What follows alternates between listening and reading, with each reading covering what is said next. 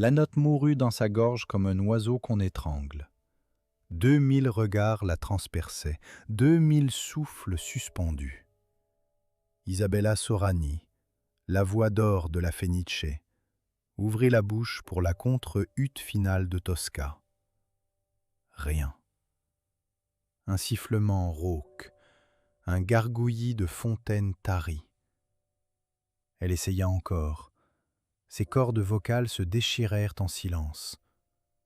Le chef d'orchestre leva sa baguette, figé dans un geste inutile. Les violons s'éteignirent, un par un, comme des chandelles soufflées par le vent. Le rideau de velours pourpre s'abattit avec une violence qui souleva un nuage de poussière dorée. Isabella resta seule dans l'obscurité soudaine, ses mains agrippant sa gorge, comme si elle pouvait en extraire le son perdu. 20 ans. 20 ans de triomphe, de roses à ses pieds, d'empereur qui pleurait à ses aigus, évaporés en 3 secondes. Isabella! Carlotta Vianelli surgit des coulisses, ses boucles blondes impeccables, ses yeux brillants d'une émotion qu'Isabella ne sut pas déchiffrer. « Ma pauvre amie !» souffla la jeune soprano en saisissant ses mains glacées. « Venez, je vais m'occuper de vous. » Carlotta l'entraîna vers sa loge. Non, vers sa propre loge. Les couloirs tanguaient. L'odeur de cire chaude et de sueur froide piquait les narines d'Isabella. Des chuchotements s'élevaient sur son passage. Elle entendait son nom mêlé à des mots terribles. Finie, détruite, pathétique. Dans la loge de Carlotta, un miroir encadré d'ampoules lui renvoya l'image d'une femme méconnaissable. Du maquillage coulait sur ses joues comme de l'encre diluée. Ses lèvres tremblaient. « Tenez » murmura Carlotta en lui tendant une tasse fumante. « Votre tisane aux herbes. » Je l'ai fait préparer spécialement. La porcelaine était tiède contre ses paumes. Le parfum familier de camomille et de miel monta vers elle. Elle but une gorgée, puis une autre. Le liquide descendit dans sa gorge meurtrie. « Certaines voix, vous savez, » dit Carlotta en arrangeant une mèche derrière son oreille, « il leur vient simplement le temps de se taire. » Isabella releva les yeux. Le ton de sa protégée était doux, trop doux, sucré comme un fruit pourri. « Que voulez-vous dire ?»« Oh, rien du tout !» répondit Carlotta avec un sourire de porcelaine. « Je compatis, voilà tout. Vous avez été si généreuse avec moi. Ces 3 années à vos côtés, à vous observer, à apprendre. » Un frisson traversa Isabella. Quelque chose clochait dans ces mots, dans ce regard, mais son esprit était trop noyé dans l'horreur pour analyser. La porte s'ouvrit avec fracas. Marco Trevisan, le directeur de la Fenice, entra sans frapper. Son costume gris perle était immaculé. Ses yeux, eux, étaient 2 pierres froides. « Sorani, dans mon bureau, immédiatement !» Il tourna les talons. Isabella le suivit comme une condamnée vers l'échafaud. Les couloirs du théâtre lui parurent étrangers. Ces murs qu'elle avait arpentés en reine, elle les traversait maintenant en mendiante. Le bureau de Trevisan empestait le tabac froid. Des affiches de spectacles passés tapissaient les murs. Isabella se reconnut sur 3 d'entre elles, jeune, radieuse, victorieuse. Le directeur s'assit derrière son bureau de chêne massif. Il ne lui proposa pas de siège. « Votre contrat est résilié », annonça-t-il en feuilletant des papiers sans la regarder. « Effet immédiat. »« Marco, ma voix reviendra, je... » Le médecin du théâtre a été catégorique. Vos cordes vocales sont détruites. Un mystère, selon lui, comme si elles avaient été rongées de l'intérieur. Rongées. Le mot s'enfonça dans son crâne comme un clou. « Je chanterai de nouveau », articula-t-elle avec les derniers lambeaux de sa dignité. « Donnez-moi 3 mois. » Trevisan leva enfin les yeux. Son regard était celui d'un boucher examinant une carcasse. « Le théâtre n'est pas une maison de charité, » lâcha-t-il. « J'ai déjà attribué votre loge à Carlotta Vianelli, Elle reprendra vos rôles dès la semaine prochaine. Le sol se déroba. Carlotta? Ma loge? Elle est jeune, prometteuse, et surtout, elle a une voix. Isabella recula d'un pas, puis d'un autre. J'ai donné 20 ans à ce théâtre, Marco. 20 ans de ma vie, de mon âme. Et le théâtre vous en remercie. Voici votre solde de tout compte. Il poussa une enveloppe vers elle. Mince, insultante. Mes affaires personnelles? Balbutia-t-elle. Envoyez à l'adresse de votre appartement. Ne revenez pas ici, Isabella. La sécurité a des ordres. 2 hommes en uniforme apparurent à la porte. Ils la prirent par les coudes avec une fermeté polie. Ses pieds glissèrent sur le parquet ciré. Elle traversa les coulisses comme un fantôme. On la poussa vers une porte de service. L'air de la nuit la gifla. Une pluie fine tombait sur Venise, transformant les pavés en miroirs sombres. Une ruelle, des poubelles, l'odeur de poissons pourris et d'algues mortes. Elle tituba entre les ordures. Sa robe de Seine, brodée d'or et de perles, traînait dans les flaques. Le froid s'infiltrait sous la soie comme des doigts de glace. 20 ans de gloire, évacués par la porte des déchets. Elle marcha. Combien de temps? Elle l'ignorait. La pluie plaquait ses cheveux contre son visage. Ses escarpins de satin se gorgèrent d'eau sale. Les ponts se succédaient, identiques dans l'obscurité. Les canaux murmuraient des moqueries liquides. Soudain, elle s'arrêta. Une affiche, collée sur un mur de briques, luisait sous un réverbère. Son propre visage la contemplait. La Fenice présente, Tosca, avec la divine Isabella Sorani. Quelqu'un avait tracé une croix rouge sur sa bouche. Elle arracha l'affiche. Le papier mouillé se déchira sous ses doigts. Un sanglot monta, le premier. Elle le ravala. Pas ici, pas dans cette ruelle puante. Elle reprit sa marche, serrant l'enveloppe de Trevisan contre sa poitrine. Où aller? Son appartement? Non. Ils y enverraient ses affaires comme on se débarrasse d'un encombrant. Ses pas la menèrent devant la Fenice. Elle ne l'avait pas voulu. Son corps l'avait portée là, par habitude, comme un cheval qui rentre à l'écurie. Les fenêtres du théâtre brillaient. Des silhouettes s'agitaient à l'intérieur.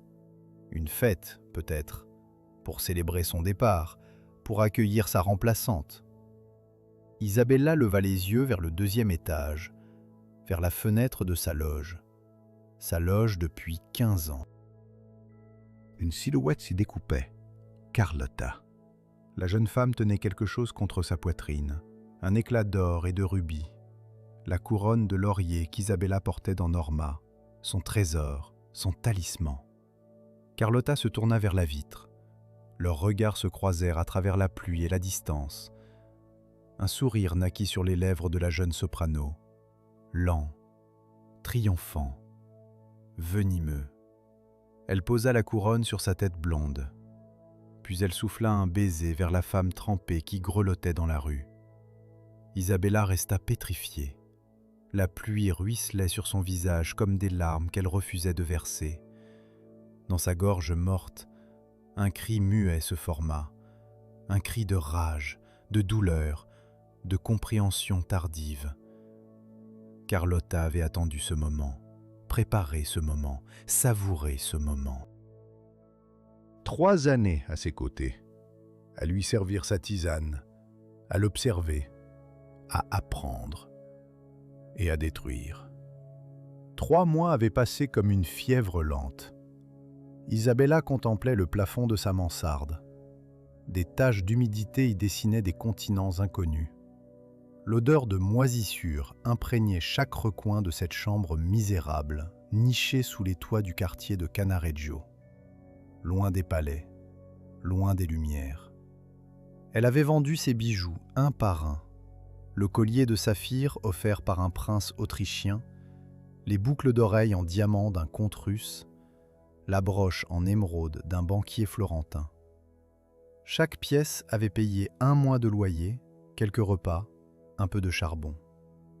Il ne lui restait plus rien. Ses doigts effleurèrent sa gorge.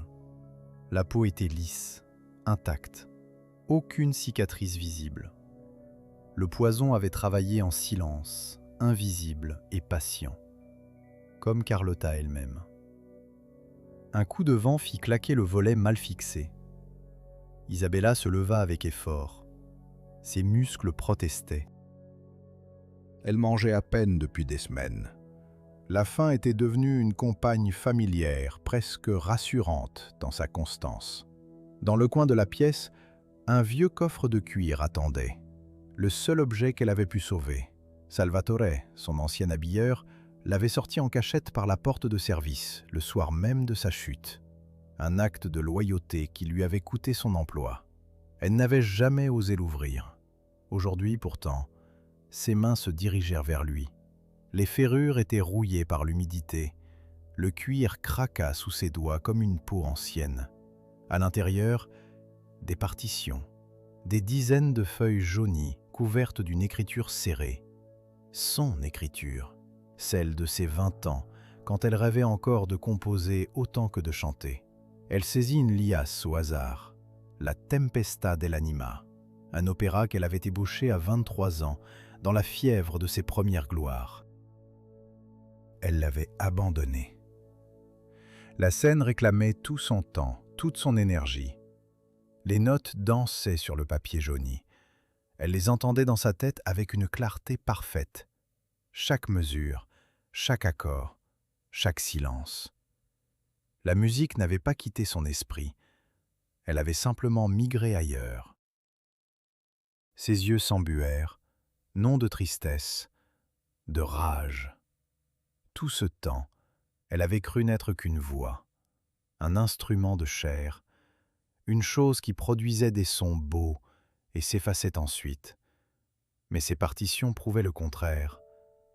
Elle était aussi un cerveau, une âme créatrice, une compositrice. On lui avait volé son instrument, pas son génie. Elle serra les feuilles contre sa poitrine. Le papier crissa, fragile et précieux. 3 heures plus tard, elle poussait la porte de Santa Maria dei Miracoli. L'église était presque vide à cette heure. Quelques vieilles femmes en noir égrenaient leurs rosaires. L'odeur d'encens flottait comme un voile entre les colonnes de marbre. Isabella s'assit au dernier rang. Elle ne priait plus depuis longtemps.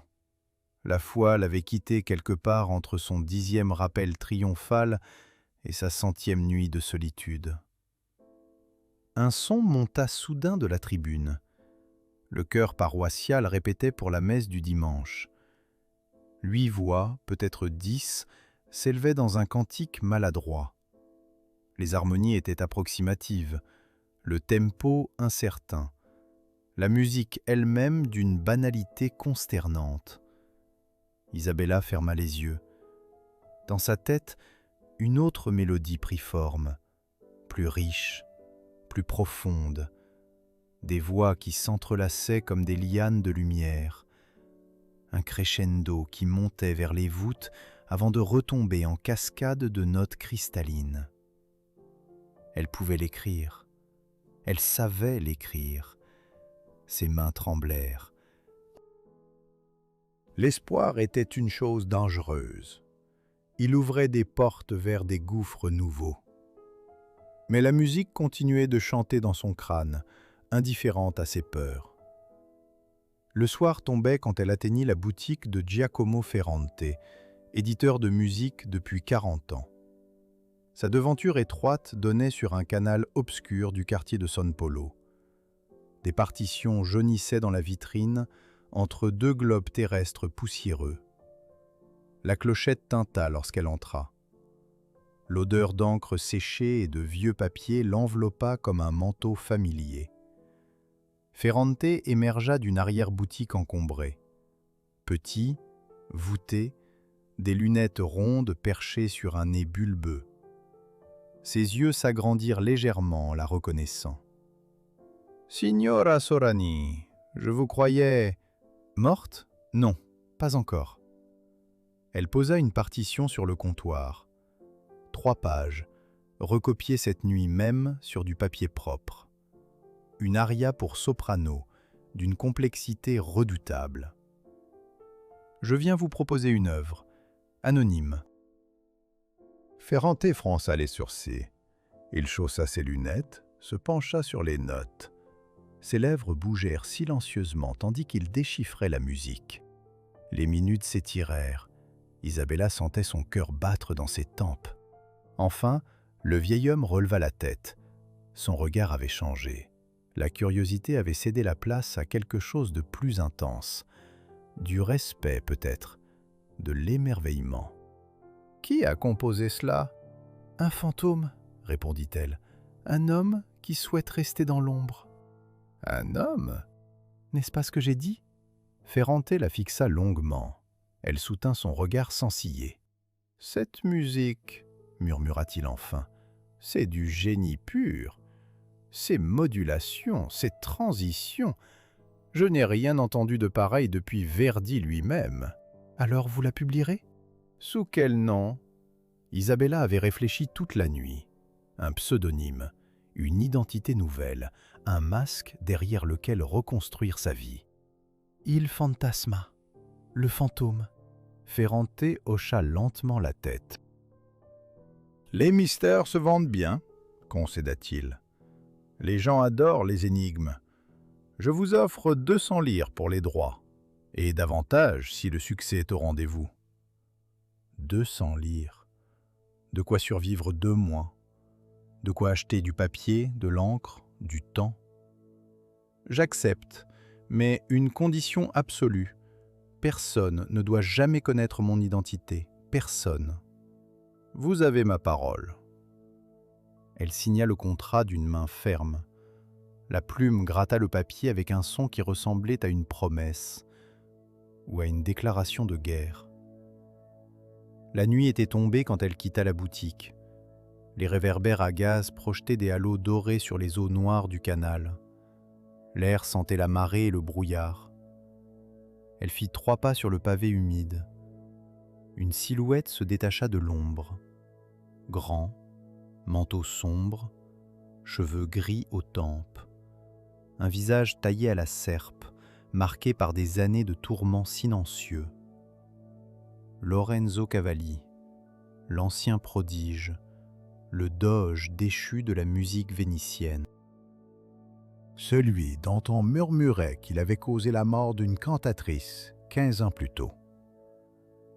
Il la regardait avec une intensité dérangeante. « Cette mélodie, » dit-il d'une voix grave, sans préambule. Isabella se figea. « Je vous demande pardon ?» « La mélodie que vous venez de vendre à Ferrante. Je l'ai entendue il y a 20 ans, en rêve. Exactement les mêmes notes, les mêmes silences, les mêmes respirations. » Son cœur s'arrêta, puis repartit plus fort. « Vous m'espionnez ?» Je passais par hasard. La fenêtre de Ferrante était ouverte. Il fredonnait votre aria en la lisant. Lorenzo fit un pas vers elle. La lumière du réverbère creusa les ombres de son visage. « D'où vient cette musique, signora Sorani ?» Elle recula. « Je ne suis qu'une messagère. » Le compositeur préfère l'anonymat. « Vous mentez !» Le mot claqua comme un fouet. Isabella sentit la colère monter. « Et quand bien même, que vous importe ?» Lorenzo resta silencieux un long moment. Son regard la fouillait comme s'il cherchait quelque chose de caché sous sa peau. « Cette musique, dit-il enfin, c'est celle que j'ai passé ma vie à chercher, celle que j'ai désespéré d'entendre. Si vous connaissez son créateur, dites-lui ceci. Dites-lui que Lorenzo Cavalli veut le rencontrer. Dites-lui que je mettrai tout ce qui me reste à son service. » Il tourna les talons et disparut dans le brouillard. Isabella resta immobile. Le froid de la nuit pénétrait ses os. Dans sa poche, le contrat signé pesait comme une pierre précieuse. Elle venait de renaître sous un nom de fantôme, et un homme dangereux venait de la reconnaître. Le Palazzo Cavalli se dressait à l'extrémité oubliée de Dorsoduro, là où les touristes ne s'aventuraient jamais. Isabella contempla la façade lépreuse. La peinture ocre s'écaillait par plaques entières. Des volets pendaient de leurs gonds comme des ailes brisées. Les fenêtres du rez-de-chaussée étaient condamnées par des planches noircies par le temps. Une semaine s'était écoulée depuis leur rencontre nocturne. 7 jours, pendant lesquels les mots de Lorenzo avaient tourné dans sa tête comme des mouches prisonnières. Cette musique, je l'ai entendue en rêve il y a 20 ans. Impossible.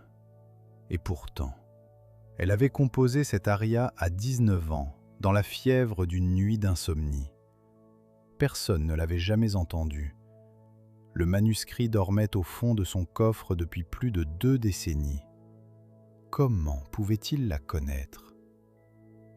La porte s'ouvrit avant qu'elle ne frappe.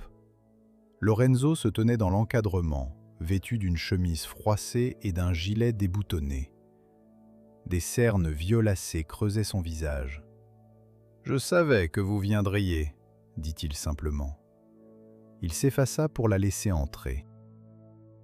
L'odeur de cire froide et de poussière l'enveloppa aussitôt. Le vestibule était nu, dépouillé de tout ornement. Des rectangles plus clairs sur les murs trahissaient l'emplacement d'anciens tableaux, vendus sans doute. « Par ici !» Il la guida à travers un dédale de couloirs sombres.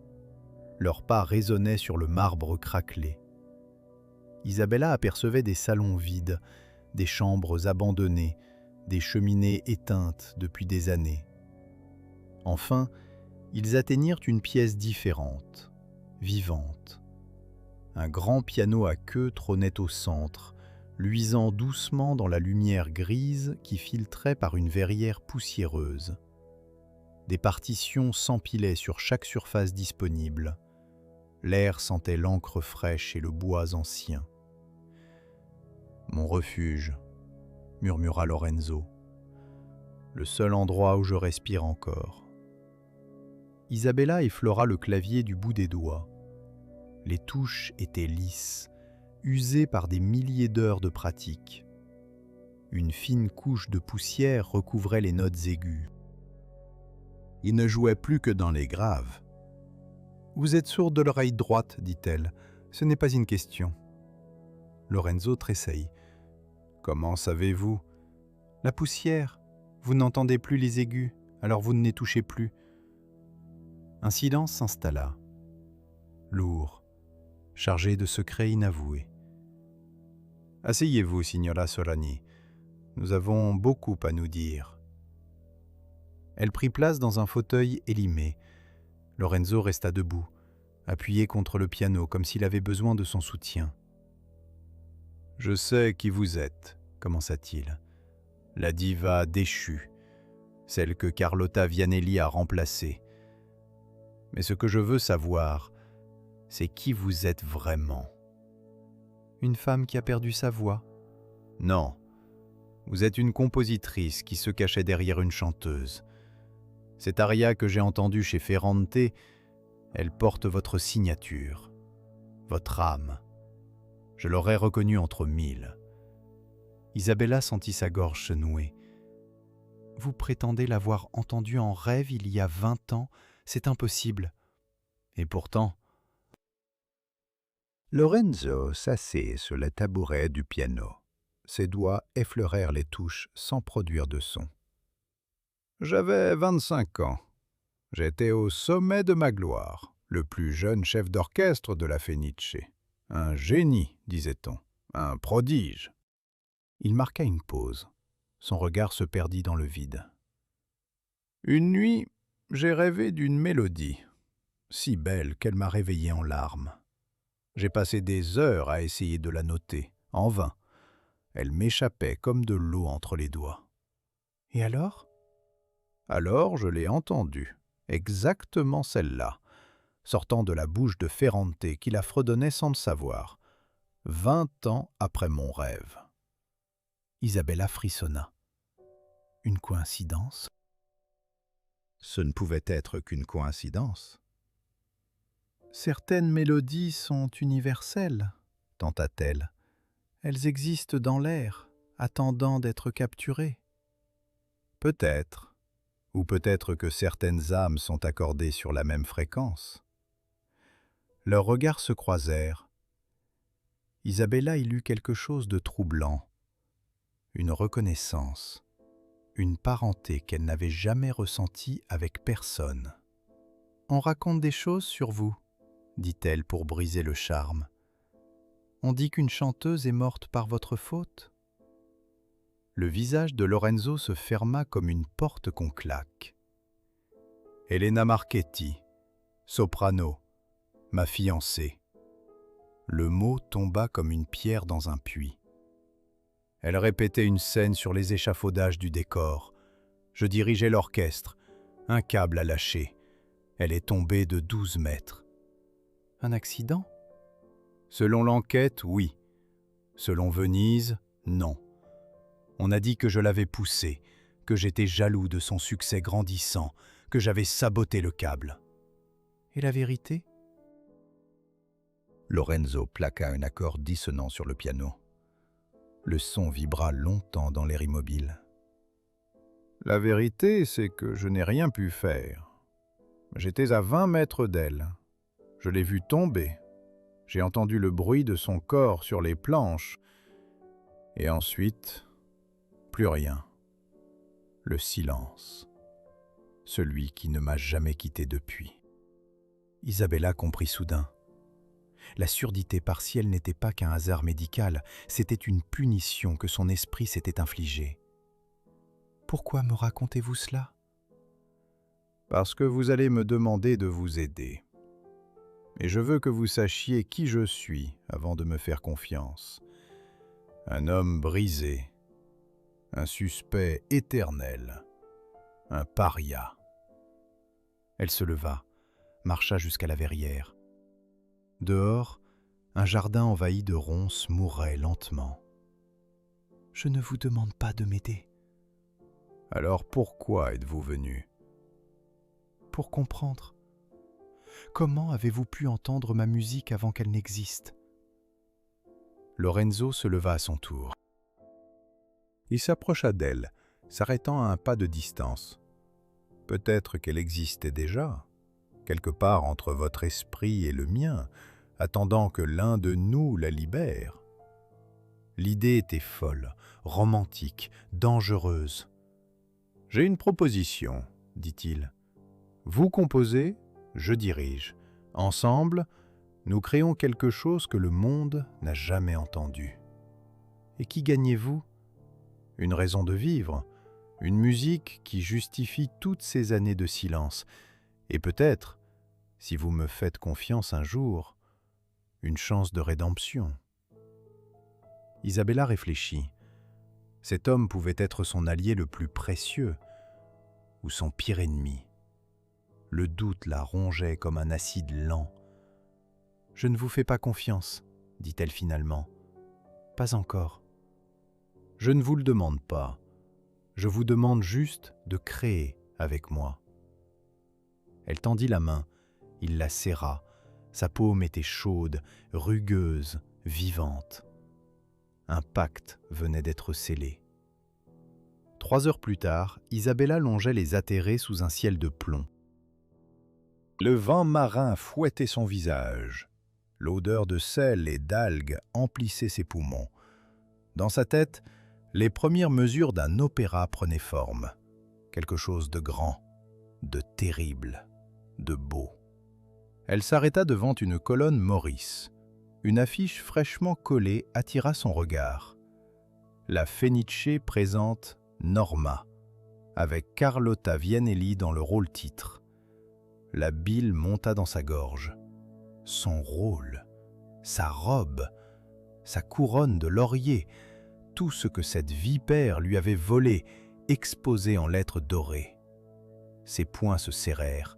La rage, si longtemps contenue, explosa dans sa poitrine comme un incendie. « Tu chanteras ma musique, Carlotta, » murmura-t-elle, « et elle te détruira. » Le vent emporta ces mots, mais elle sut, à cet instant précis, que le destin les avait entendus. Elle reprit sa marche. Ses pas résonnaient sur les pavés mouillés comme un compte à rebours. Lorsqu'elle atteignit sa mansarde, la porte était entrebâillée, la serrure forcée. Son cœur s'emballa. Elle poussa le battant avec précaution. La pièce était sans dessus-dessous, ses maigres possessions éparpillées, son matelas éventré, son coffre de partition ouvert.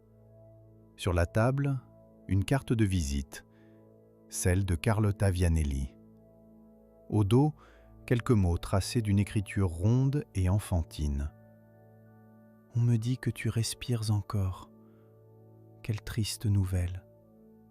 Ne t'inquiète pas, je veille sur ton héritage. » Baiser empoisonné.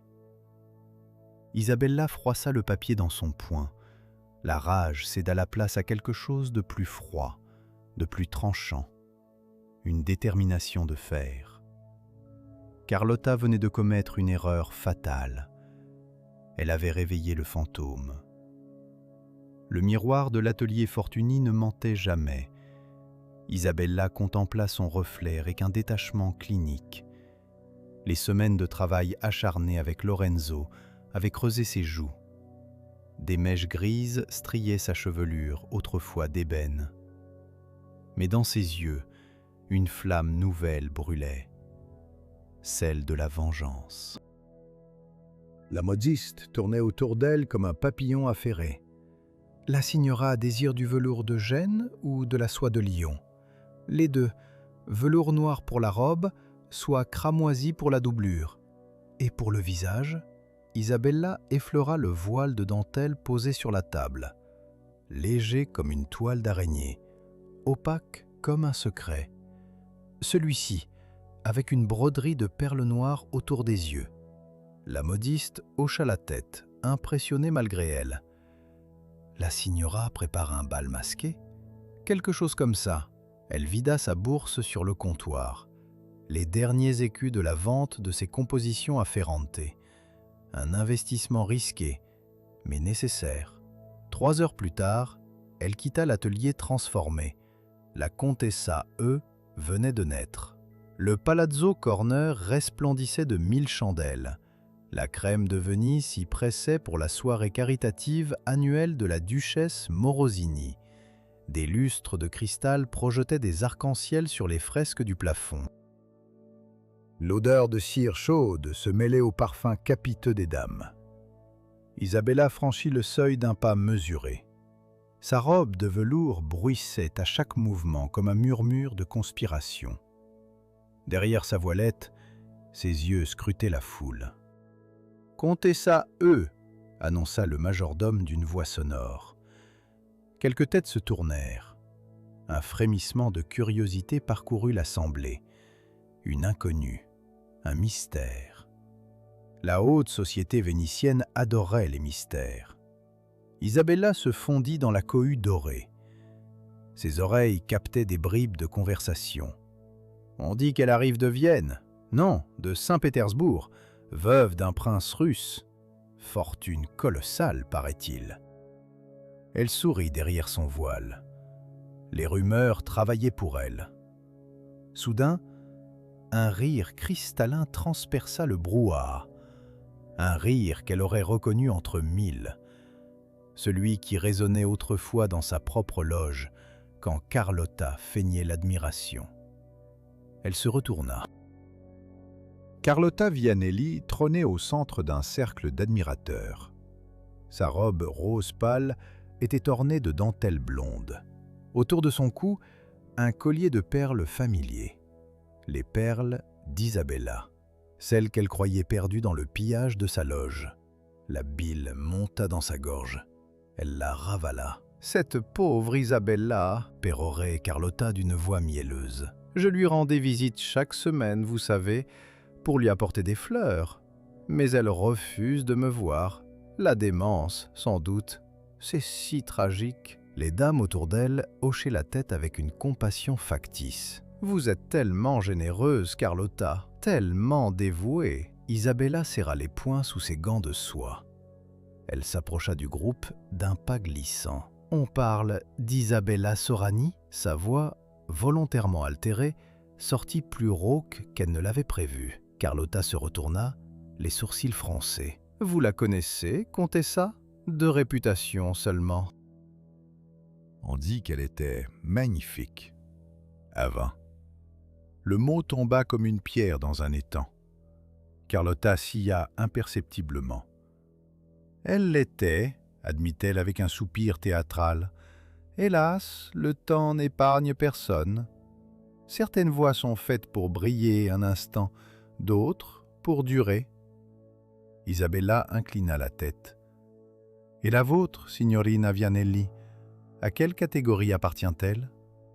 Le sourire de Carlotta se figea une fraction de seconde. Ses yeux scrutèrent le voile opaque avec une méfiance nouvelle. « On ne vous a jamais vu à Venise, Comtessa. D'où venez-vous exactement ?»« De loin, très loin, là où les mensonges finissent par attraper ceux qui les profèrent. » Un silence glacé s'installa. Les dames échangèrent des regards perplexes. Carlotta pâlit sous son fard. « Je ne comprends pas ce que vous insinuez. »« Rien du tout, ma chère. Simple bavardage de veuve désœuvrée. » Isabella s'inclina avec une grâce exquise et s'éloigna, laissant Carlotta figée comme une statue de sel. Dans la salle de réception voisine, elle repéra sa proie suivante. Marco Trevisan, directeur de la Fenice, engloutissait des huîtres près du buffet. Son gilet tendait sur son ventre rond. Ses joues luisaient de graisse et de satisfaction. Elle l'aborda sans préambule. « Monsieur le directeur, quel honneur !» Trevisan s'essuya les lèvres avec une serviette brodée. Ses yeux évaluèrent sa robe, ses bijoux, son maintien aristocratique. « Comtessa, je ne crois pas avoir eu le plaisir. » Comtessa E., récemment installée à Venise, grande amatrice d'opéra. Le regard de Trevisan s'alluma d'une lueur familière, celle de la cupidité. « Vous aimez l'opéra ? Je l'adore, au point de vouloir y investir. » Elle laissa le mot flotter entre eux comme un parfum enivrant. Trevisan posa son assiette d'huîtres. « Investir ? Sponsoriser, si vous préférez. J'ai entendu parler d'un compositeur anonyme, Il Fantasma. Ses œuvres circulent dans certains salons. Je les trouve extraordinaires. » Trevisan fronça les sourcils. « Il Fantasma, je ne connais pas. Vous devriez, sa musique fera trembler l'Europe. Je souhaite financer une production complète de son prochain opéra, à la Fenice naturellement. » Les yeux du directeur s'agrandirent. Elle pouvait presque voir les calculs s'effectuer derrière son front plissé. « C'est une proposition généreuse, Comtessa, très généreuse. Mais nous ne produisons que des œuvres d'auteurs reconnus. 50 000 lires. » Trevisan s'étrangla avec sa salive. « Je vous demande pardon ? 50 000 lires de mécénat, plus les costumes, plus les décors. Vous n'aurez qu'à fournir la salle et les artistes. » Le silence qui suivit était assourdissant. Isabella savoura chaque seconde de l'agonie du directeur. 50 000 lires représentaient 2 saisons complètes de recettes. « Il me faudrait des garanties, balbutia-t-il, sur la qualité de l'œuvre. »« Vous l'entendrez bientôt, et vous supplierez à genoux pour la mettre en scène. » Elle lui tendit une carte de visite vierge, à l'exception d'une adresse. « Envoyez votre réponse à cette adresse. Vous avez 1 semaine. » Elle tourna les talons avec la précision d'une danseuse. Trevisan resta planté là, la carte tremblant entre ses doigts boudinés. La nuit était tombée quand elle quitta le palazzo. Une brume légère montait des canaux, nimbant les réverbères d'un halo laiteux. L'odeur d'eau saumâtre et de pierres humides emplissait l'air. Une silhouette l'attendait près du ponton des gondoles. Lorenzo Cavalli, emmitouflé dans un manteau sombre. « Alors ?» demanda-t-il à voix basse. « L'hameçon est lancé. » Trevisan mordra. Il est trop avide pour résister. Et Carlotta? Elle a flairé quelque chose, mais elle ne sait pas quoi. Pas encore. Lorenzo lui offrit son bras pour descendre les marches glissantes. Sa main était ferme, chaude à travers le velours de son gant. « Vous jouez un jeu dangereux, Isabella. Ces gens sont des serpents. » « Je sais, j'ai vécu parmi eux pendant 20 ans. » Ils montèrent dans une gondole. Le gondolier poussa sa rame et l'embarcation glissa sur l'eau noire. Les palais défilaient comme des fantômes de pierre, leurs fenêtres éclairées reflétées dans le canal. « Il y a autre chose, dit Lorenzo après un long silence. Une chose que je dois vous dire. » Elle se tourna vers lui. Dans la pénombre, son visage était indéchiffrable. « Carlotta a engagé quelqu'un pour vous surveiller. Un homme. Je l'ai vu rôder près de votre mansarde. Le froid de la nuit s'insinua soudain sous ses vêtements. Vous en êtes certain ? Je l'ai suivi jusqu'à chez elle. Il lui a remis un rapport, des pages entières. Isabella ferma les yeux. La partie venait de se compliquer. Elle cherche à savoir si je suis toujours en vie. Non. Elle cherche à savoir si vous êtes toujours une menace. La gondole accoste près du pont de l'Accademia. Lorenzo l'aida à descendre, retenant sa main une seconde de plus que nécessaire. « Soyez prudente, » murmura-t-il. « Je ne pourrais pas supporter de vous perdre. Pas vous aussi. » Ses yeux brillaient d'une émotion qu'elle n'osa pas nommer. Elle retira doucement sa main. « La prudence est un luxe que je ne peux plus me permettre. » Elle s'éloigna dans la brume. Ses pas résonnaient sur les pavés mouillés comme un battement de cœur. Derrière elle, dans l'ombre d'une arcade, une silhouette se détacha du mur et commença à la suivre. La partition s'étalait sur le piano comme une cartographie de l'âme. Lorenzo fixait les dernières mesures qu'Isabella venait de lui remettre. Ses doigts tremblaient légèrement au-dessus du clavier. La verrière du Palazzo Cavalli laissait filtrer une lumière d'automne, dorée et mélancolique. « C'est l'aria finale », murmura-t-il.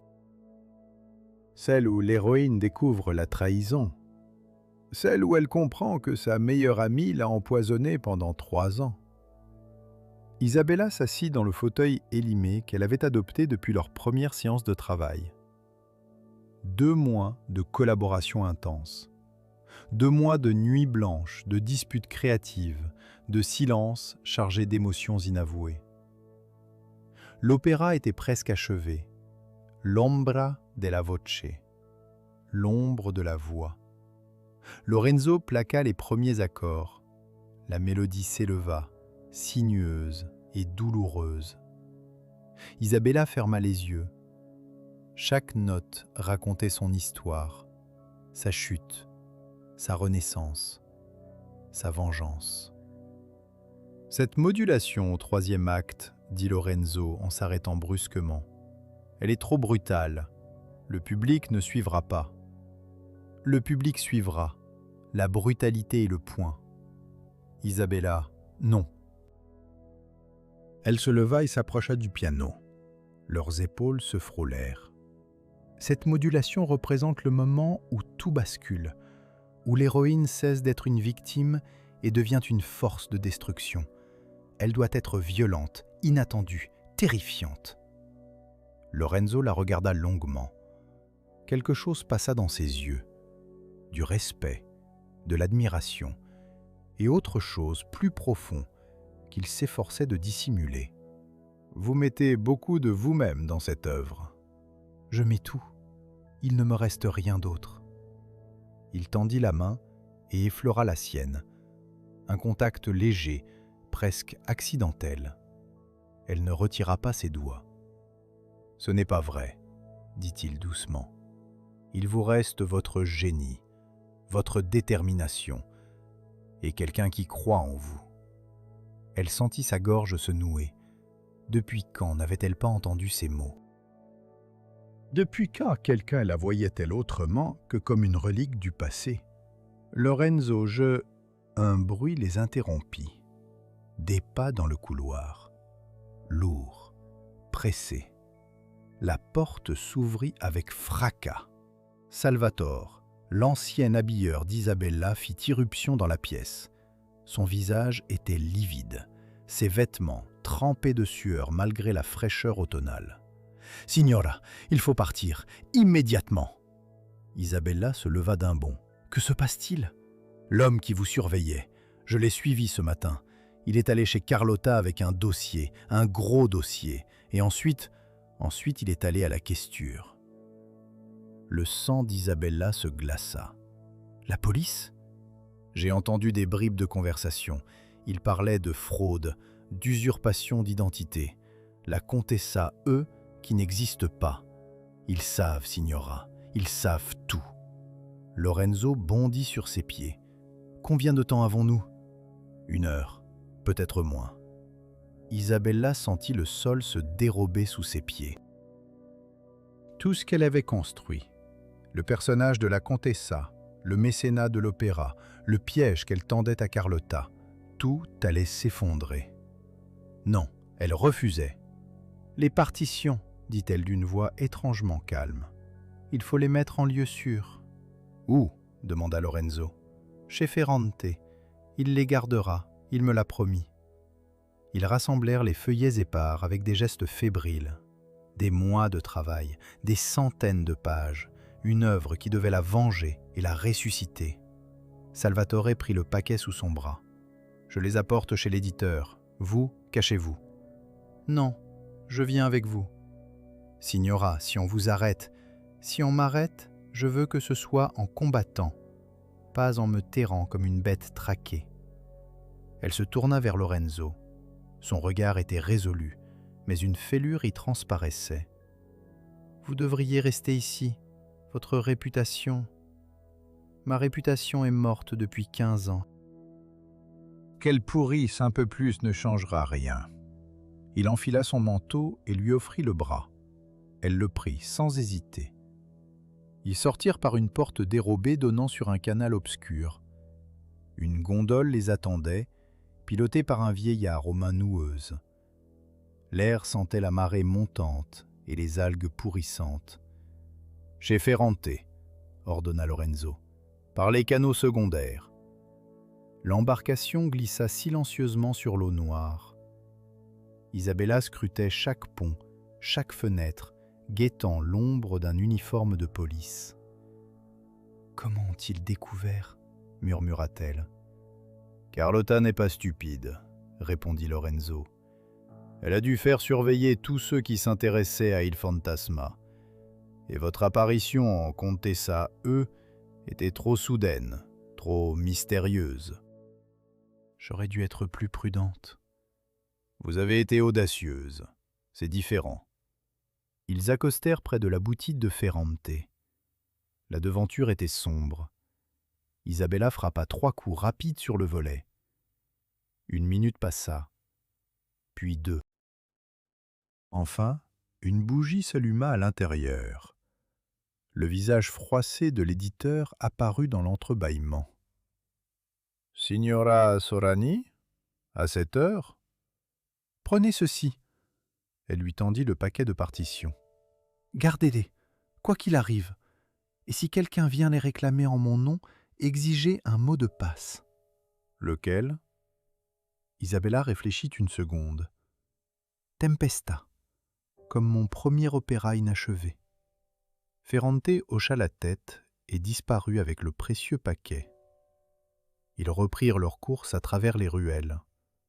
Le labyrinthe de Venise les protégeait mieux qu'aucune armée. Ponts étroits, passages voûtés, cours intérieures où le linge séchait comme des drapeaux de capitulation. Soudain, Lorenzo s'arrêta. Écoutez, des voix, des ordres criés, le martèlement de bottes sur les pavés. Il venait de l'autre côté du canal. « Par ici !» Il l'entraîna dans une église déserte, Santa Maria della Visitazione. L'odeur d'encens froid et de cire éteinte les enveloppa. Ils se cachèrent derrière un pilier, le souffle court. Les voix passèrent devant l'église sans s'arrêter, puis s'éloignèrent. Isabella réalisa qu'elle agrippait la main de Lorenzo. Leurs doigts étaient entrelacés. Elle ne desserra pas son étreinte. « Pourquoi faites-vous cela ?» chuchota-t-elle. « Pourquoi risquez-vous tout pour moi ?» Il ne répondit pas immédiatement. Dans la pénombre, ses yeux brillaient d'une lueur étrange. « Parce que votre musique m'a sauvé la vie, » dit-il enfin. « Quand je l'ai entendue chez Ferrante, j'ai compris que je n'avais pas le droit de mourir. Pas avant de l'avoir entendue interprétée sur scène. Lorenzo. Et parce que vous êtes la première personne depuis Elena qui me fait croire que je mérite encore d'exister. » Les mots tombèrent entre eux comme des pétales lourds de rosée. Isabella sentit quelque chose craquer dans sa poitrine. Un mur qu'elle avait érigé pierre par pierre depuis sa chute. « Je ne suis pas Elena, » murmura-t-elle. « Je ne la remplacerai jamais. Je ne vous demande pas de la remplacer. Je vous demande d'être vous. C'est suffisant. C'est plus que suffisant. » Elle ne sut pas qui fit le premier geste. Peut-être elle, peut-être lui. Leurs lèvres se rencontrèrent dans l'obscurité sacrée de l'église. Un baiser qui avait le goût du désespoir et de l'espérance mêlés. Quand ils se séparèrent, l'aube pointait à travers les vitraux. « Nous devons partir, » dit Lorenzo, « avant que la ville ne se réveille. »« Où irons-nous ?»« À Murano. J'y ai une maison. Personne ne connaît son existence. » Ils sortirent par une porte latérale. La lagune s'étendait devant eux, grise et infinie. Quelque part au loin, les verreries de Murano crachaient leur fumée matinale.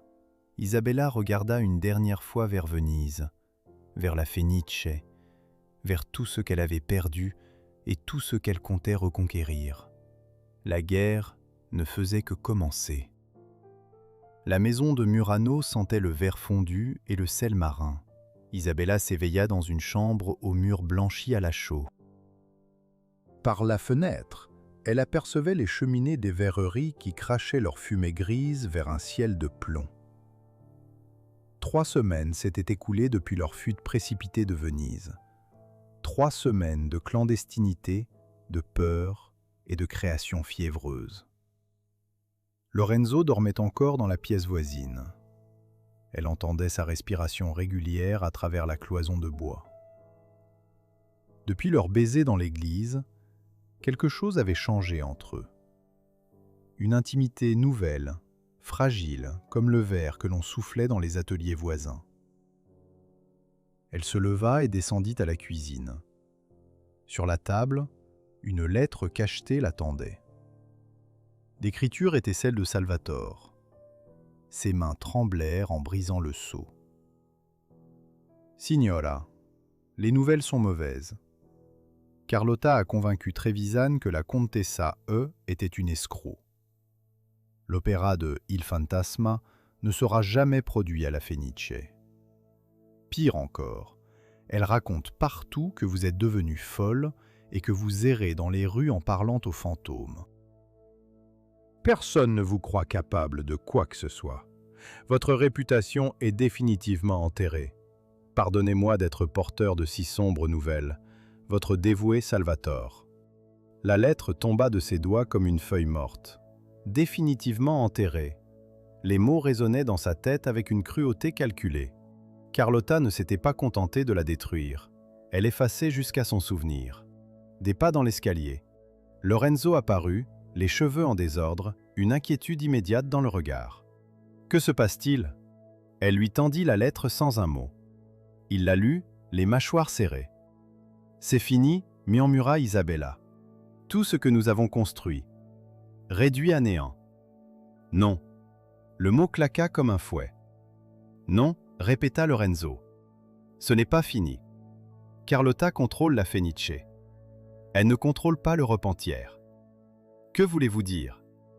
Il s'assit face à elle, les coudes sur la table. « Milan. La Scala. Le plus grand opéra du monde. Si nous y présentons l'Ombra della Voce, Aucun scandale vénitien ne pourra l'arrêter. Isabella secoua la tête. La Scala ne prendra jamais le risque. Un compositeur anonyme, un chef d'orchestre disgracié, une chanteuse muette. Nous sommes des parias. Pas pour tout le monde. Lorenzo se leva et sortit une carte d'un tiroir. Un nom y était gravé en lettres dorées. Comte Vittorio Sforza Visconti, mécène de la Scala. Je l'ai connu il y a 15 ans, expliqua Lorenzo, avant ma chute. C'est un homme qui aime le risque et qui déteste les conventions. Vous pensez qu'il nous écouterait? Je pense qu'il écoutera la musique. C'est tout ce qui compte. Isabella fixa la carte. Un espoir fou germait dans sa poitrine, contre toute logique. Milan est à 2 jours de train, dit-elle lentement. Si quelqu'un nous reconnaît, nous voyagerons sous de faux noms, comme des fugitifs. Ce que nous sommes, après tout. Un sourire amer étira ses lèvres. Des fugitifs amoureux de la musique. Quelle ironie! Lorenzo prit ses mains entre les siennes. Isabella, je ne vous promets pas le succès. Je ne vous promets pas la vengeance. Mais je vous promets que nous aurons essayé jusqu'au bout, ensemble. Elle soutint son regard, ses yeux gris qui avaient vu tant de douleurs, ses mains qui avaient dirigé les plus grands orchestres avant de se taire pendant 15 ans. Cet homme brisé qui refusait de mourir. « Ensemble », répéta-t-elle. Le train pour Milan quitta la gare de Mestre à l'aube du 3e jour. Isabella portait une robe simple de laine grise et un chapeau à larges bords qui dissimulait son visage. Lorenzo avait rasé sa barbe et teint ses cheveux en noir. 2 voyageurs anonymes parmi des dizaines d'autres. Le paysage défilait derrière la vitre embuée, plaine du Frioul, collines de Vénétie, montagnes au loin couronnées de neige. L'Italie était belle, indifférente aux drames humains. « Parlez-moi d'Elena, dit soudain Isabella. Lorenzo tressaillit. « Pourquoi ?»« Parce que je veux comprendre. Qui vous étiez avant, qui vous êtes devenu. » Il resta silencieux un long moment. Le train traversa un tunnel. L'obscurité les enveloppa comme un linceul. Elle avait 22 ans quand nous nous sommes rencontrés, commença-t-il enfin. Une voix de cristal, des yeux couleur de miel, et une joie de vivre qui illuminait chaque pièce où elle entrait. Vous l'aimiez? Je l'adorais. Elle était tout ce que je n'étais pas. Légère, insouciante, capable de rire pour un rien. Que s'est-il passé exactement, le soir de l'accident? Lorenzo ferma les yeux. Ses mains se crispèrent sur ses genoux. Nous répétions Tosca, la scène du saut. Elena devait grimper sur les échafaudages du décor pour simuler son suicide. Le câble de sécurité était fixé à sa taille. Il marqua une pause. Sa respiration s'était accélérée. J'étais dans la fosse d'orchestre. Je regardais vers elle. Elle m'a souri. Et puis, le câble a lâché. Comme ça, sans prévenir. Elle est tombée. 12 mètres. Je l'ai vue tomber, chaque seconde, chaque mètre. Lorenzo. Le bruit. Je n'oublierai jamais le bruit. Ce craquement. Et ensuite, le silence. Le pire silence de ma vie. Des larmes coulaient sur ses joues. Isabella prit sa main et la serra. Ce n'était pas votre faute. Peut-être, mais j'aurais dû vérifier le câble. J'aurais dû insister pour qu'on utilise un filet de sécurité. J'aurais dû être là-haut avec elle au lieu de rester en bas à diriger ma fichue musique. Vous ne pouviez pas savoir? Non, mais je pouvais sentir. Ce matin-là, j'avais un mauvais pressentiment. Une angoisse inexplicable, et je n'ai rien dit, parce que le spectacle devait continuer. Le train émergea du tunnel. La lumière inonda le compartiment. Lorenzo essuya ses larmes d'un geste brusque. Voilà qui je suis, Isabella. Un homme qui a laissé mourir la femme qu'il aimait pour ne pas retarder une répétition. Elle secoua la tête. Non. Vous êtes un homme qui a passé 15 ans à se punir pour une faute qu'il n'a pas commise. un homme qui a renoncé à tout ce qu'il aimait par culpabilité, un homme qui mérite enfin de revivre. Comment pouvez-vous en être si sûr? Parce que je vous connais maintenant. J'ai vu votre âme à travers votre musique. Et cette âme n'est pas celle d'un meurtrier. Leurs regards se croisèrent. Quelque chose passa entre eux. Une compréhension profonde, une absolution mutuelle. « Merci », murmura Lorenzo. « Ne me remerciez pas encore. Nous avons encore une guerre à gagner. » Milan les accueillit sous un ciel de cendres. Le Palazzo Sforza Visconti se dressait près du Duomo, imposant et sévère. Des colonnes de marbre encadraient une porte monumentale. Des valets en livrée montaient la garde comme des soldats. « Vous êtes certain qu'il nous recevra » demanda Isabella.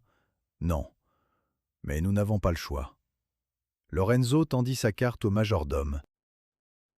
Quelques minutes s'écoulèrent, puis la porte s'ouvrit.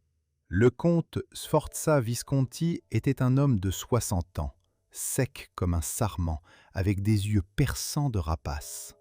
Il les examina longuement avant de parler.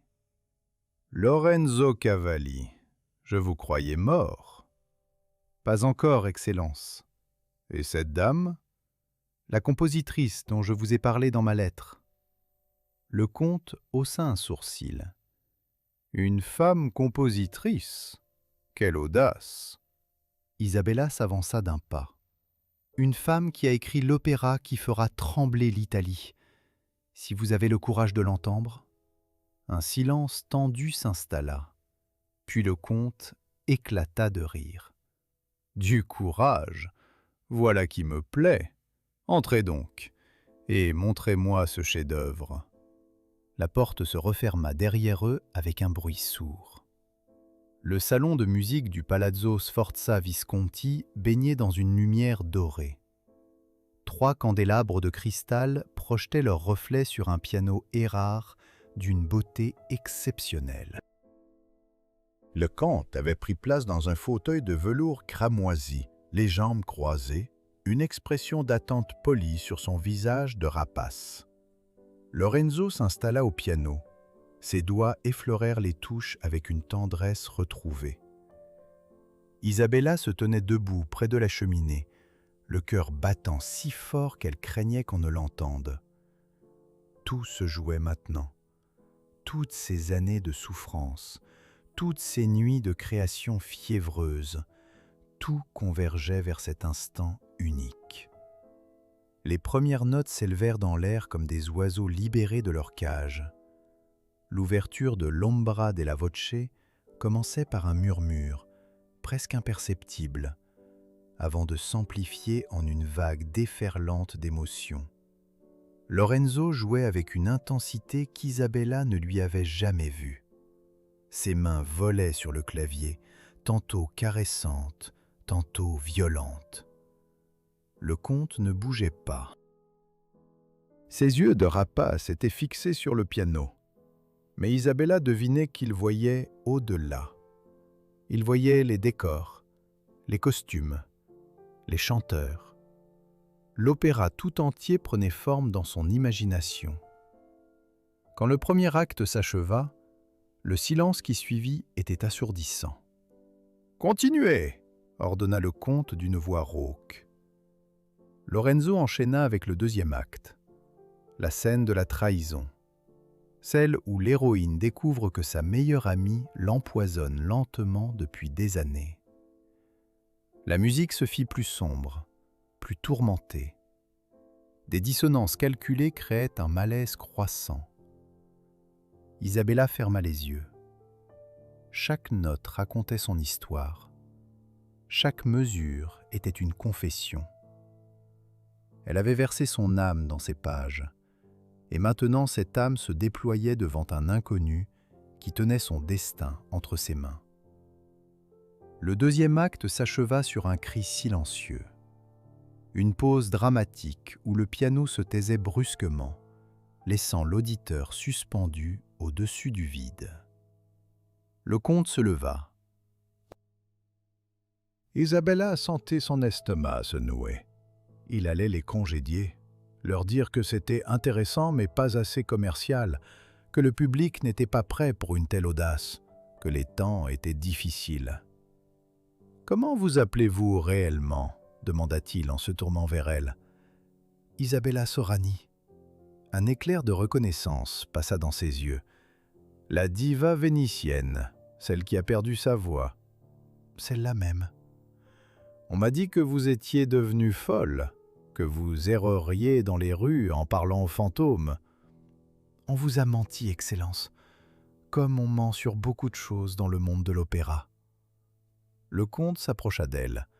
Il était plus grand qu'il n'y paraissait assis, et son regard perçant semblait fouiller les recoins les plus sombres de son âme. « Cette musique est extraordinaire, » dit-il lentement. « Elle est violente, imprévisible, parfois difficile à supporter.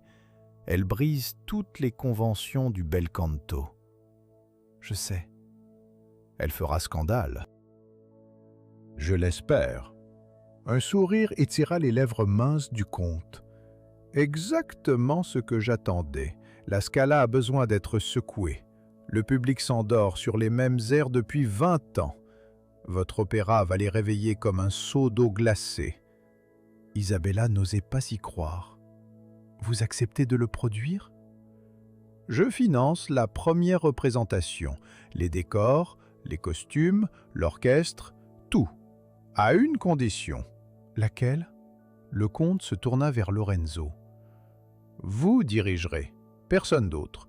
Je veux voir le fantôme de la Fenice ressuscité sur la scène de la Scala. » Lorenzo pâlit. « Excellence, je n'ai pas dirigé depuis 15 ans. Mon oreille droite, je sais tout cela, je me fiche de votre oreille.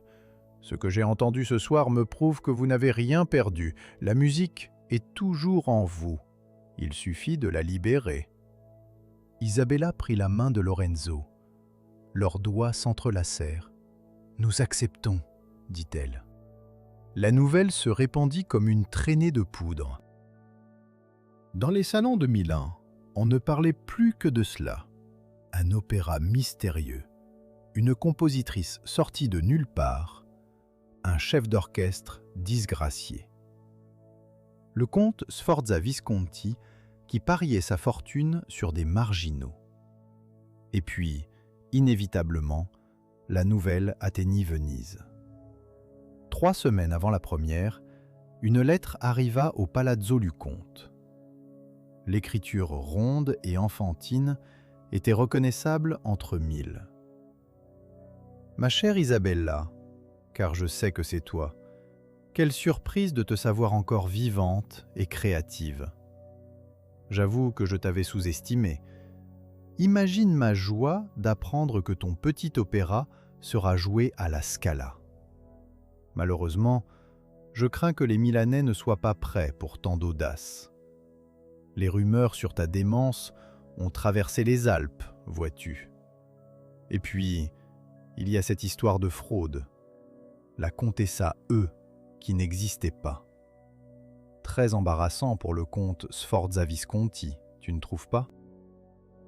J'espère sincèrement que tu survivras au scandale.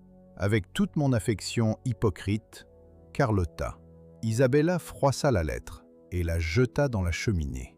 Elle va tout faire pour saboter la première, dit Lorenzo. Je sais. Elle a des contacts partout, des journalistes à sa solde, des critiques qu'elle a soudoyés. Je sais. Alors que faisons-nous ? Isabella regarda les flammes dévorer le papier. Nous créons quelque chose de si puissant que ces mensonges ne pourront pas l'étouffer. Les répétitions commencèrent dans une atmosphère de fièvre. La Scala avait mis à disposition ses meilleurs artistes, 80 choristes, 60 musiciens, des décorateurs venus de Florence, des costumières de Paris, un déploiement de moyens qu'Isabella n'avait jamais vu, même à l'apogée de sa carrière. Mais le véritable défi était ailleurs, le rôle principal, l'héroïne trahie, celle qui chantait l'aria finale avec une intensité dévastatrice. Plusieurs sopranos avaient auditionné. Aucune ne convenait. Elles chantent les notes, disait Isabella après chaque essai, mais elles ne comprennent pas la douleur. Comment pourraient-elles? Répondait Lorenzo. Elles n'ont jamais été trahies comme vous l'avez été. Une semaine avant la première, le rôle était toujours vacant.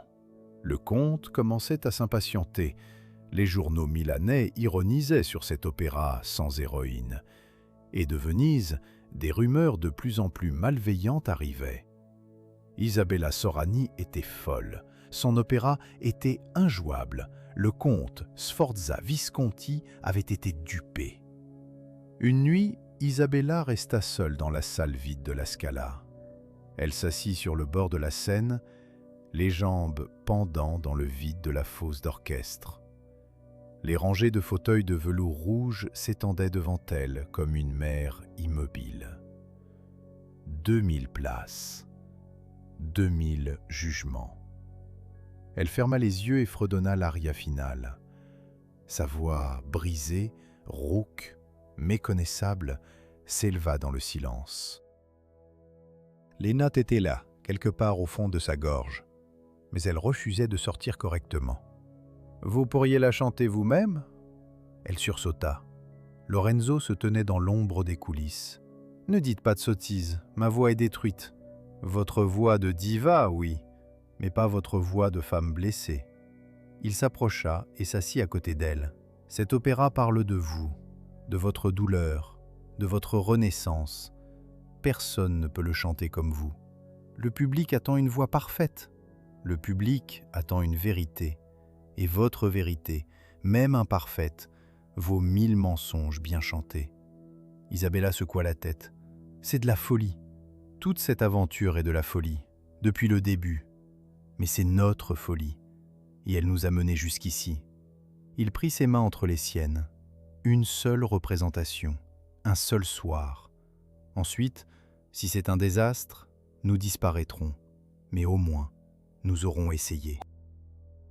Jusqu'au bout. Isabella regarda la salle vide. Ces fauteuils qui seraient bientôt remplis de spectateurs, de critiques, d'ennemis peut-être. Et parmi eux, quelque part, Carlotta Vianelli qui viendrait savourer son échec. Non, pas son échec, son triomphe. « D'accord, dit-elle enfin, je chanterai. » Lorenzo sourit. Dans ses yeux gris brillait une lumière qu'elle n'avait jamais vue auparavant. « Alors préparons-nous, car demain, nous entrons en guerre. » Les lustres de la Scala brillaient comme 1000 soleils captifs. Isabella observait la salle depuis les coulisses, le cœur battant contre ses côtes comme un oiseau affolé. 2000 spectateurs prenaient place dans un bruissement de soie et de conversations feutrées. L'élite milanaise dans toute sa splendeur, diamants aux oreilles des dames, plastron immaculé des messieurs. Et cette odeur caractéristique des grandes premières, mélange de parfums capiteux et d'anticipation électrique. Elle repéra Carlotta au 3e rang, resplendissante dans une robe émeraude. Sa rivale avait fait le voyage depuis Venise, accompagnée d'une escorte de critiques vénitiens soigneusement choisis. Leurs plumes étaient déjà trempées dans le venin. Isabella le savait. Elle s'en moquait. Ce soir, seule la musique parlerait. Lorenzo apparut à ses côtés, impeccable dans son habit de chef d'orchestre. 15 ans s'étaient écoulés depuis qu'il avait porté cette tenue. 15 ans de silence et de culpabilité. Mais ce soir, ses yeux brillaient d'une détermination farouche. « Comment vous sentez-vous » demanda-t-il à voix basse. « Terrifié. Et vous » ? « Pareil. » Ils échangèrent un sourire complice. Deux naufragés sur le point de défier l'océan. « Quoi qu'il arrive ce soir, dit Isabella, je veux que vous sachiez que ces derniers mois ont été les plus beaux de ma vie. Ne parlez pas comme si c'était un adieu. Ce n'est pas un adieu, c'est une déclaration. » Elle effleura sa joue du bout des doigts, un geste tendre, presque maternel. « Allez, votre orchestre vous attend. » Lorenzo hocha la tête. Il prit sa main et y déposa un baiser. Puis, il disparut vers la fosse d'orchestre. Isabella resta seule dans l'ombre des coulisses. L'ouverture commença par ce murmure qu'elle avait imaginé tant de fois. Les cordes d'abord, presque inaudibles, comme un souffle dans la nuit. Puis les bois qui s'ajoutaient, tissant une mélodie fragile. Et soudain, l'explosion, cuivre et percussions déchaînées, la tempête intérieure d'une âme trahie. Le public sursauta. Isabella sourit. C'était exactement l'effet recherché. Le premier acte se déroula comme un rêve éveillé. Les chanteurs secondaires donnaient le meilleur d'eux-mêmes. Les choristes formaient une masse mouvante et expressive. Les décors, simples mais évocateurs, créaient une atmosphère de menace sourde. Mais Isabella attendait son moment, l'aria finale, le sommet de l'opéra, le moment où l'héroïne découvrait la trahison et laissait exploser sa douleur. Quand son tour vint, elle s'avança sur scène. Un murmure parcourut la salle. Les spectateurs la reconnaissaient. Isabella Sorani, la diva déchue, celle qu'on disait folle, celle qui avait perdu sa voix. Elle les ignora tous. Elle ne voyait que Lorenzo dans la fosse d'orchestre. Ses yeux gris fixés sur elle, sa baguette levée, prête à l'accompagner. Les premières notes s'élevèrent, douces, hésitantes, comme une femme qui réapprend à marcher après une longue maladie. Isabella ouvrit la bouche. Sa voix sortit, brisée, imparfaite, méconnaissable. Ce n'était plus le cristal pur d'autrefois, c'était quelque chose de plus profond, de plus viscéral. Une voix qui avait traversé l'enfer et emporté les cicatrices. Elle chanta la trahison. Elle chanta les années de poison lent. Elle chanta la découverte horrifiée de la vérité. Chaque note était un cri. Chaque silence était un sanglot retenu. Le public retenait son souffle. Carlotta, au 3e rang, avait pâli sous son phare. Ses mains se crispaient sur les accoudoirs de son fauteuil. Elle reconnaissait les paroles. Elle comprenait que cet opéra racontait son crime. Isabella la regardait droit dans les yeux en chantant. La mélodie montait, inexorable. La modulation brutale du 3e acte arriva comme un coup de poignard. Le public tressaillit. Certains se levèrent à moitié de leur siège, incapables de rester immobiles. Et puis vint le silence. Ce silence qu'Isabella avait composé comme une arme.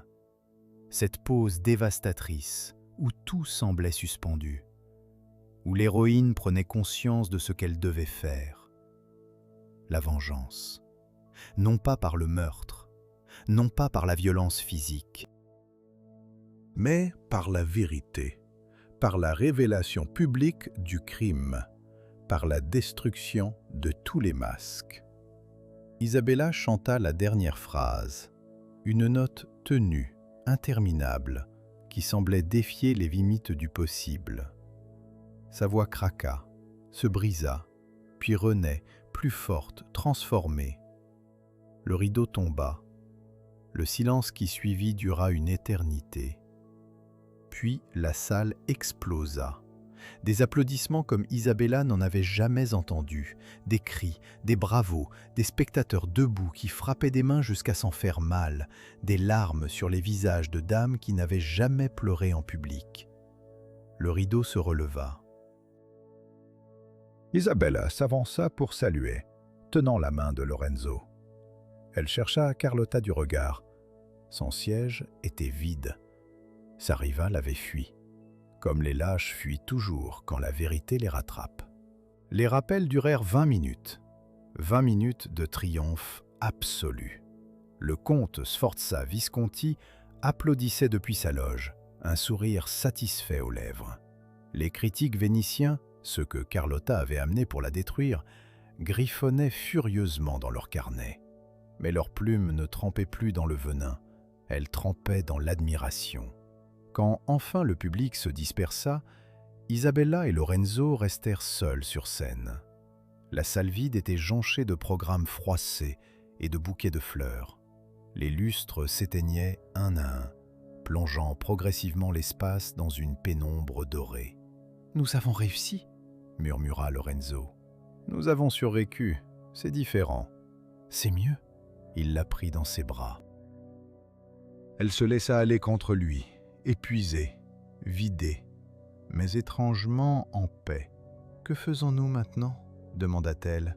« Maintenant, nous vivons, simplement. »« Et Carlotta ?» Elle s'est détruite elle-même ce soir. En fuyant, elle a avoué. Tout le monde l'a vu partir, tout le monde comprendra. Isabella hocha la tête. La vengeance qu'elle avait tant désirée lui semblait soudain dérisoire. Ce qu'elle avait gagné cette nuit était infiniment plus précieux. Sa dignité, son art, et cet homme qui avait cru en elle quand elle ne croyait plus en rien. Ils quittèrent la Scala par la porte des artistes. Dehors, une foule les attendait encore. Des admirateurs brandissant des programmes, des journalistes criant des questions, des curieux qui voulaient simplement voir les visages de ceux qui avaient fait trembler Milan. Isabella s'arrêta un instant sur le seuil. Elle pensa à sa mansarde vénitienne, à ses premiers jours de désespoir où elle contemplait le canal en songeant à la mort, à la partition de Tempesta qu'elle avait brûlée dans un accès de rage impuissante. Tant de chemin parcouru depuis. Lorenzo lui prit la main.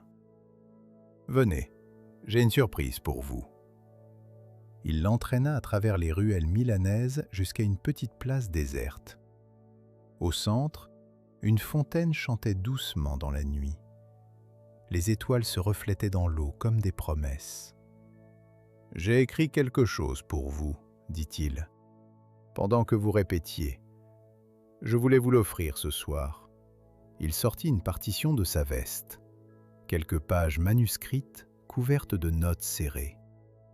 Un nocturne, pour piano et voix.